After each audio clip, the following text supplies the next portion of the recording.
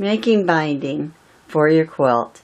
I'm going to show you today how to cut your binding, what tools you need, and we're going to do it all on our domestic sewing machine, and we are going to machine sew it all on and finish it with machine.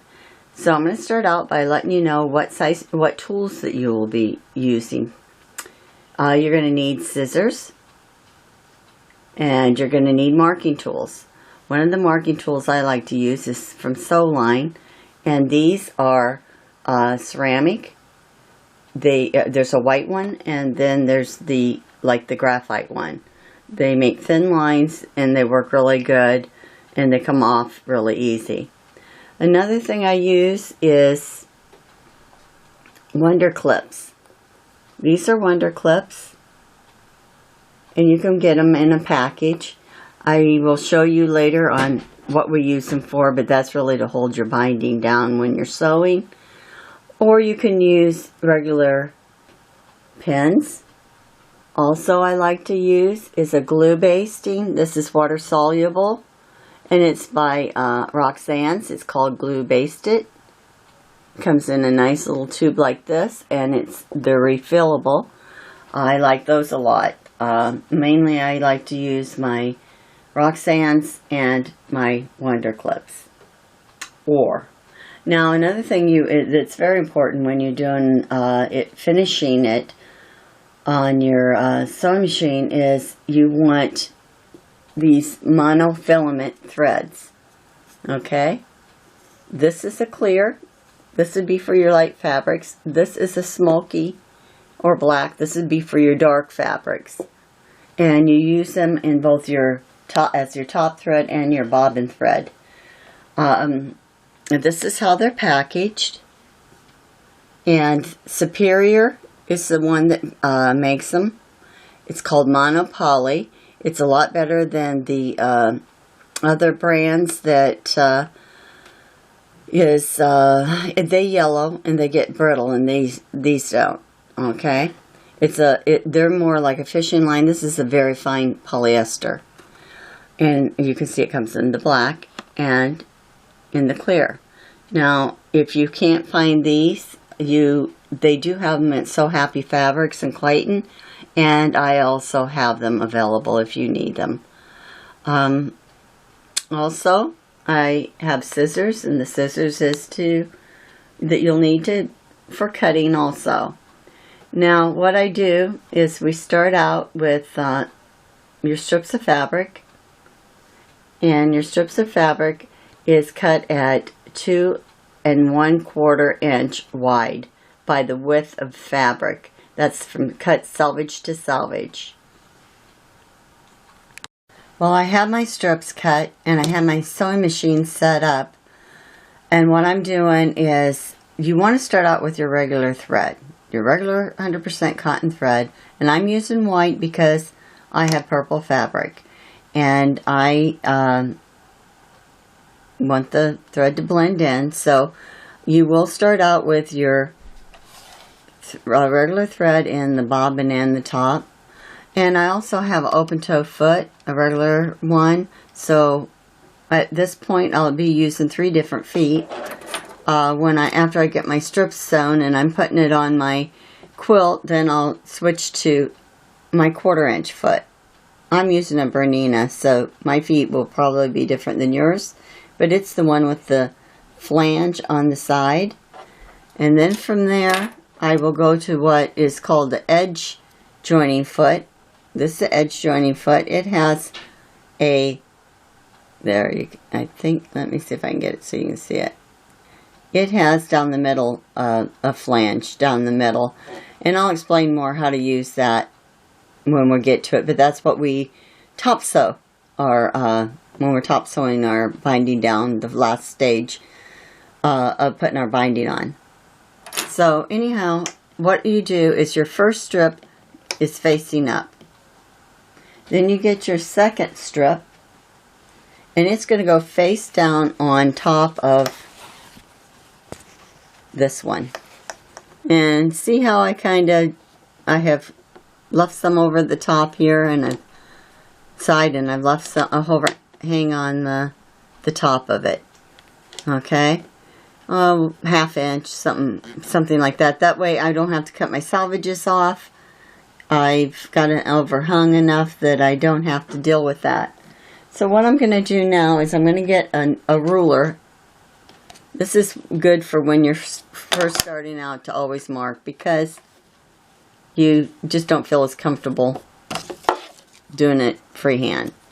Now what I'm doing is I'm placing my ruler right in this indentation. I don't know if you can see it. See where that is? In right there? Corner to corner. Now, it needs to go where it is left to, on the upper left-hand corner, down to the right-hand corner. And I'll show you again. I'm taking my graphite pencil and I'm giving it a marking. Okay? And I can remove that. And I will just put a pin in just so it stays where I need it to. Okay, I'll remove that in a little bit, but just to give you a better look, this is how it was when you laid it down. Always have it marked this way. If you don't, it's not going to, you're going to be taking out stitches. Okay, so I want to make sure, then I'm going to turn this so that my needle, I can even put my needle in the down position. It's right there in that corner. And now I'm going to just follow the line and sew it.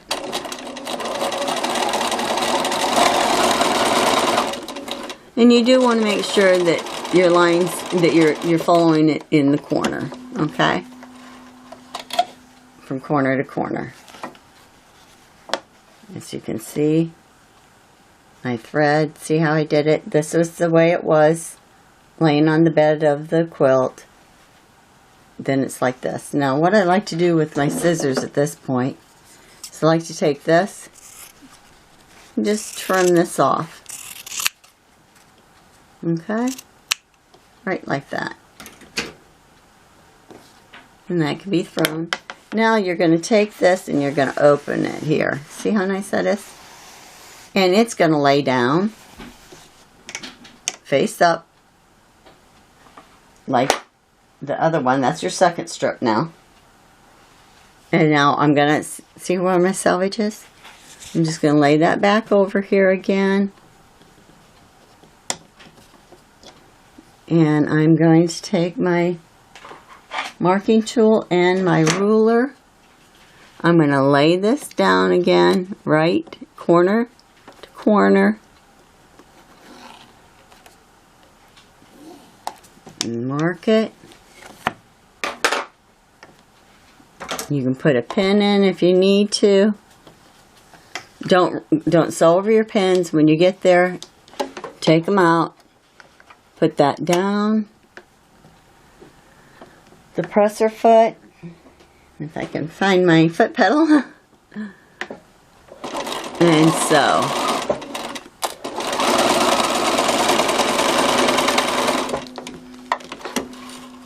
Before you do cut the excess off, this excess, always check. Make sure that you have that going the right way. So here you go. Remember, left, down to the right. After you've checked to make sure that it's correct, then go ahead and trim this off. And you continue to do this until you have all your strips sewn. I'm doing it for a 66 by 66 inch quilt, and I think I did 7. There's some measurements that you can know just exactly, but if I have a little left over, that's okay. So I'm going to finish this and I'll be back. What I'm doing now is getting ready to iron the binding that we've done. It's all the strips are put together, and I have opened up the seams and pressed the whole thing. So what you want to do is now we're going to just fold it in half and some steam and press it down. If you like to use a little spray starch or anything like that, you can. It's up to you. I don't necessarily do that unless I feel the fabric needs it. So I'm just going all the way along and pressing this.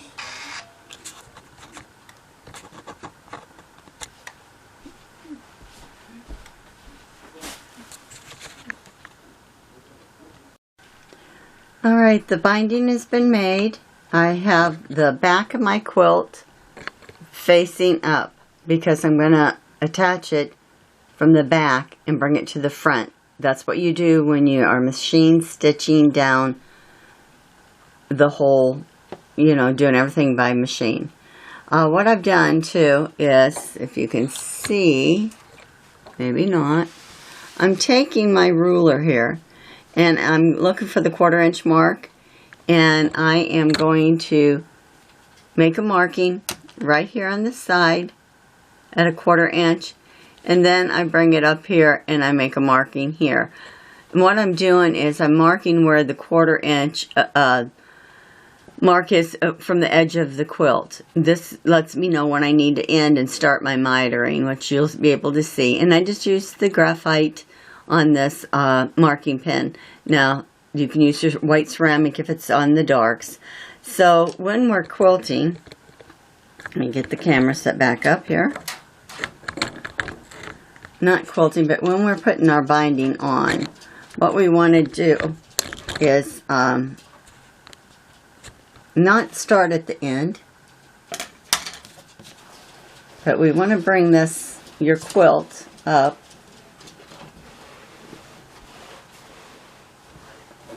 here. Okay, I'm starting probably around 20 inches from, on this particular quilt, 20 inches from the top of the quilt. And I'm also going to take my binding, and I've rolled it. See how I've rolled it? This is just so it's easy to deal with. You don't have all that tangling as you go. So I'm probably going to take about, let's say 18 inches, okay, of the binding. And I'll show you a better picture of this. What I'm doing is going to take this, I'm going to take my pen. I'm not getting a very good picture here, okay. Alrighty. So here's where I pinned it. There's the top of my quilt. You can see I have a tail going here. There's the tail. Okay.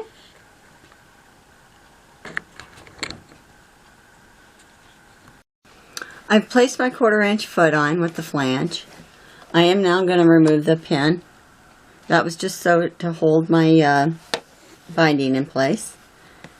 And with this is the raw edge of the binding, is against the raw edge of the quilt. And I'll start putting my binding on. You have to move your quilt around a little bit. So you can see I'm not using pins. All you have to do is every once in a while just place it back down. And I'm not pulling this through. I'm letting it move. I'm just rearranging the quilt.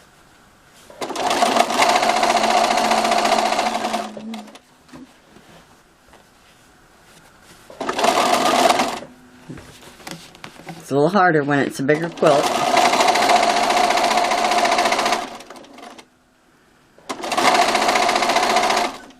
Do make sure that your other part of your quilt is not underneath this, and because I don't think you want to sew it along with your binding. What's nice about the flange is it keeps you nice, straight, 1/4 inch seams.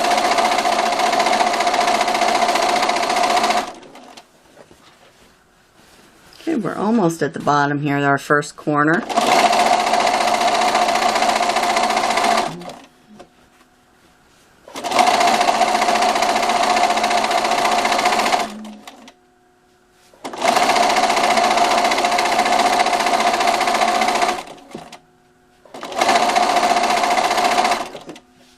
you can see I'm almost at the, let me get a little bit more sewn.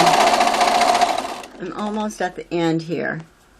And I'm going to look for my 1/4 inch marks, but sometimes it's just easier to take a straight pin, put it in where that 1/4 inch mark is. Now you don't want to sew over it, but you want to sew up to it. And if you need to, you can even, I think, and at this point, if you have a needle down position, that's perfect. Okay, so let me do it this way. Now I'm at my 1/4 inch mark. Okay, I've lifted my needles down, I've lifted up my presser foot, and I am going to turn this quilt. My hands are going to be in the way for a second.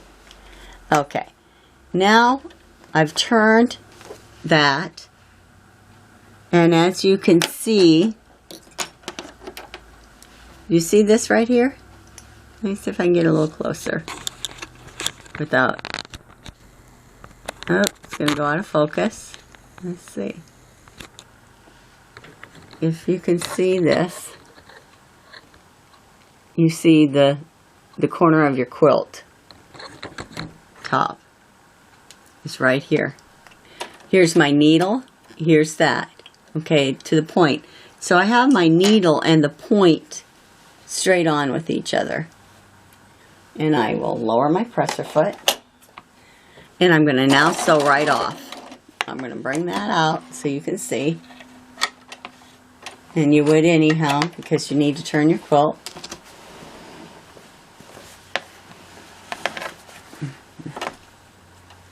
Okay. Now you can see here's your straight line, and here it veers off.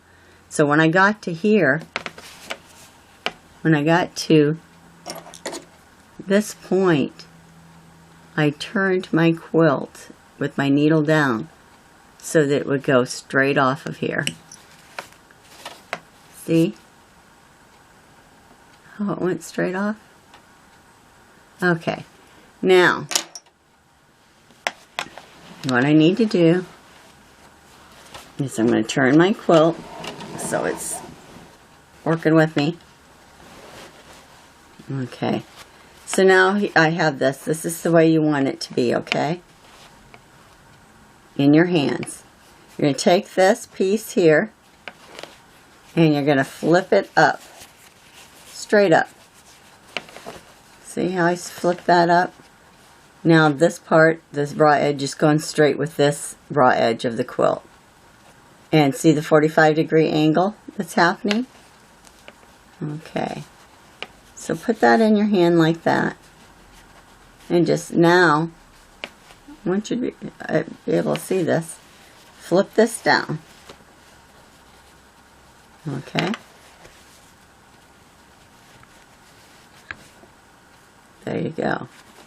See my 45? How I made that? By flipping it back. All I did was take it, I flipped it back, got my 45-degree, and then I just brought this top part back down. Okay.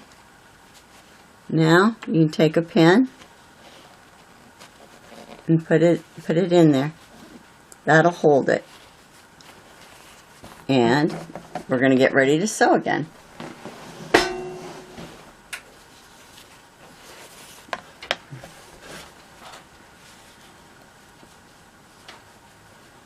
So there you go.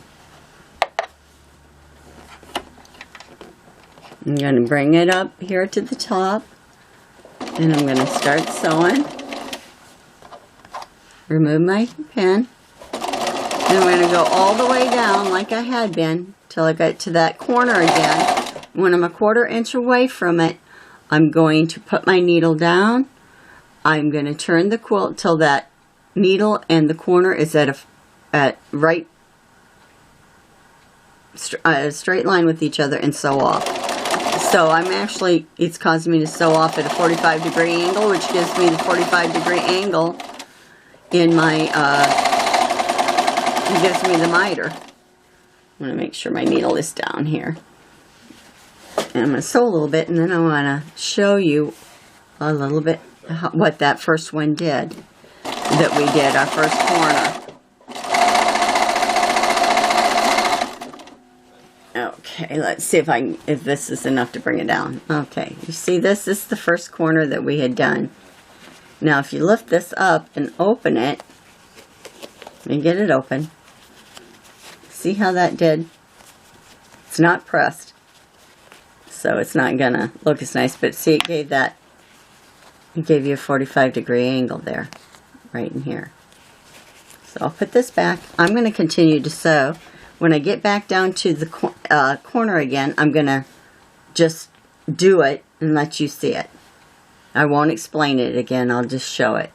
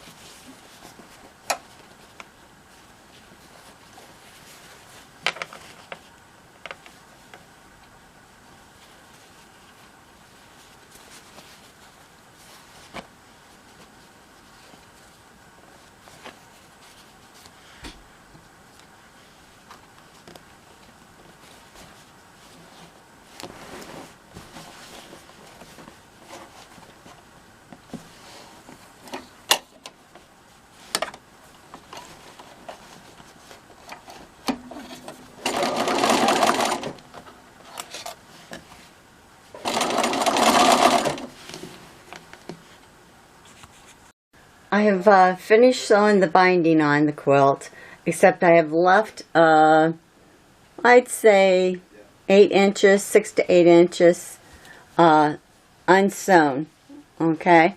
Because what I need to do is I need to bring these towards the middle. It's still on Craigslist.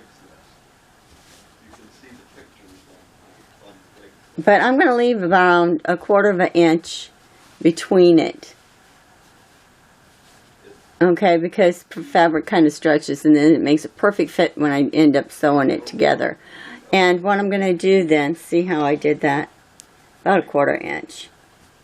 Now I'm going to take my iron and I'm going to just press. Okay, what I'm doing is I pressed a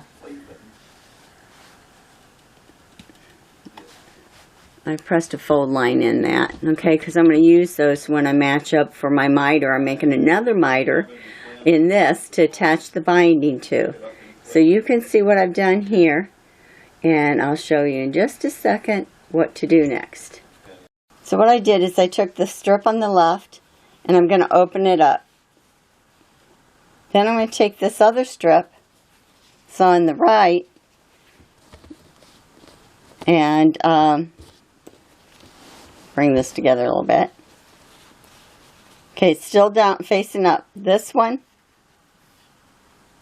is going to come on over this way, and see where the indentation is?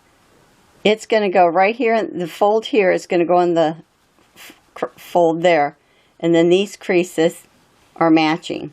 So when I open this up, now this one is face down. I want to match those creases, so I just put a pin in.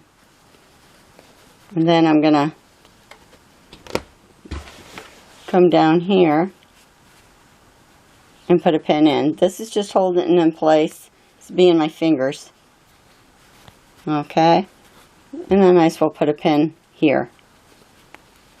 Now I'm going to show you what it looks like when you take it over to the sewing machine. It's like this. But remember how we did our binding? Left, right. We're going to still do that. So your needle is going to go down in this area here. And you're going to sew from here to this point. and you're going to look at this point as you're sewing. Then from this point to this edge, and you're done. So I will sew it, and then I'll show it to you. Okay, so what I did is I had the needle right down in that groove, and I am going to start it. And as I start it, I'm taking this needle and getting it, a pin and getting out of my way. My point I want to get to is right here. Okay, right where that crease comes.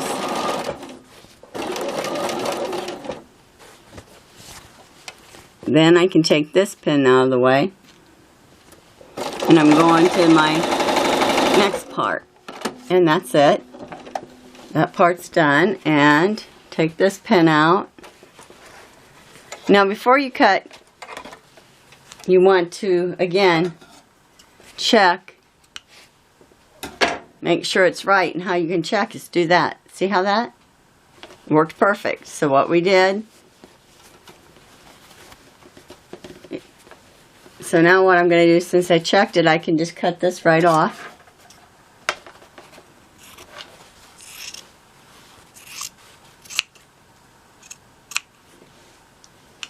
And you can either sew, I just take my fingers and I finger press it open,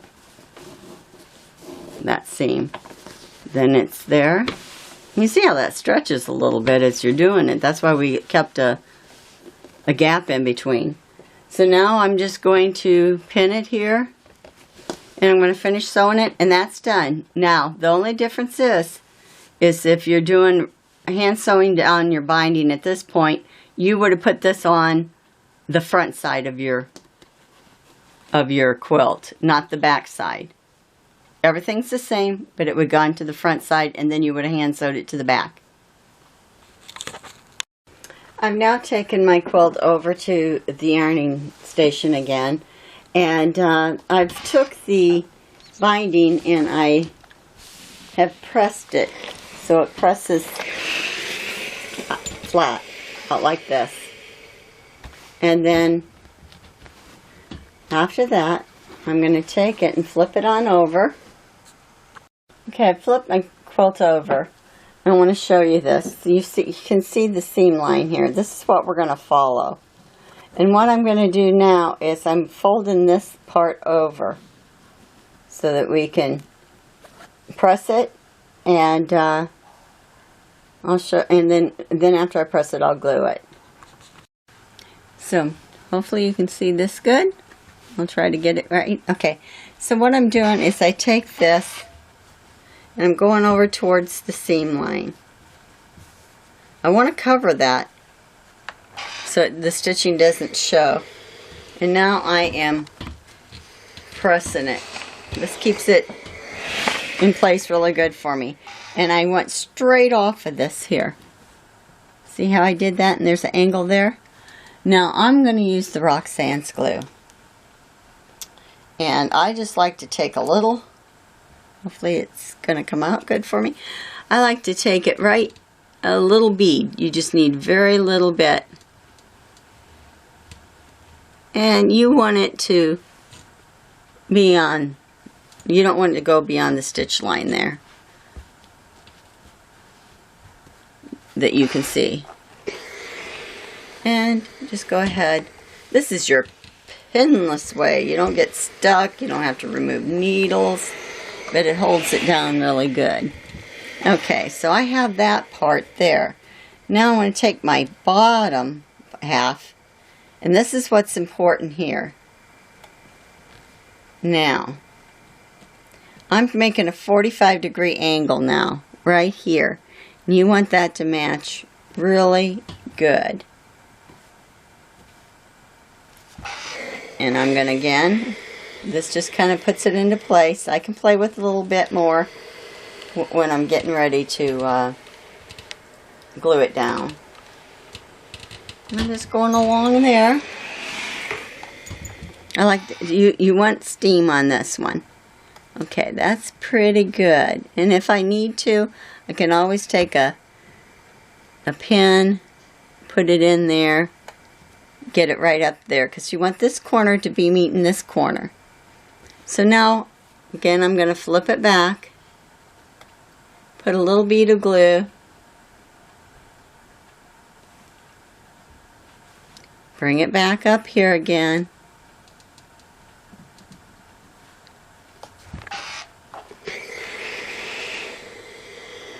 And hit it with the iron.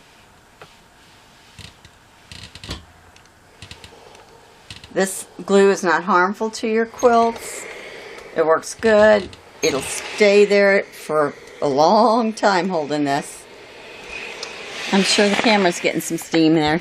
It'll stay there a long time until you get to it. Even if you're, what I like about it is when I'm going to hand stitch it down, I'm not getting stuck with needles. And especially in a big, or pins, especially in a big quilt. So what I'm going to do is I'm going to continue down, and I'm going to do that when I get to the next corner, as if though I'm coming down, and this is the corner.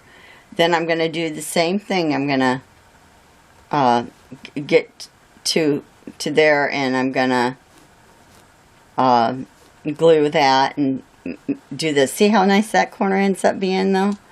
Now, one thing is when I'm thinking about when you're doing this, you're going to do this all the way across. Oh, yes. I want you to look at this.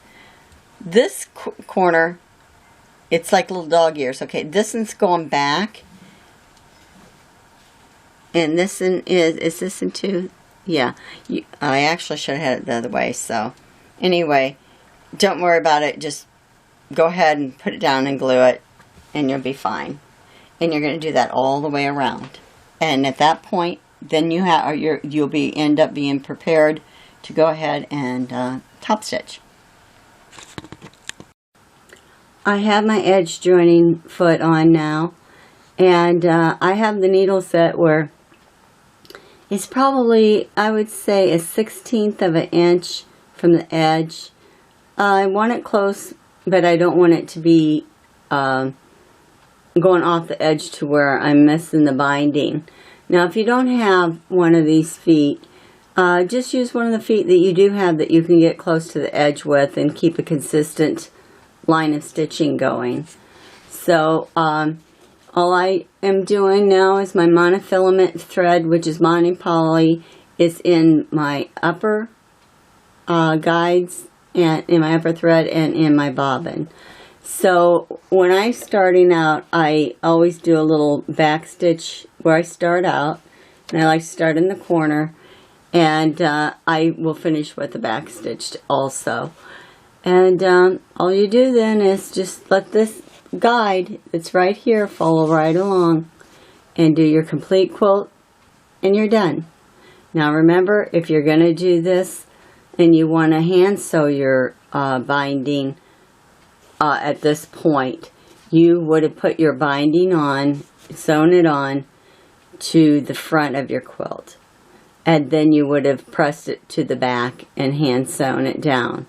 Now, just to recap, this has been machine sewn onto the back, and it has been pressed to be able to be machine finished on the front. The reason being is because you want the front to look perfect. If the back goes off by a little bit, it's okay. You're doing these are good for quilts that are baby quilts, people that just don't like to hand sew also, utility quilts. But if you're going to put them in a show and have them be judged, then hand stitch them to the back, because they don't like machine stitched. Thank you.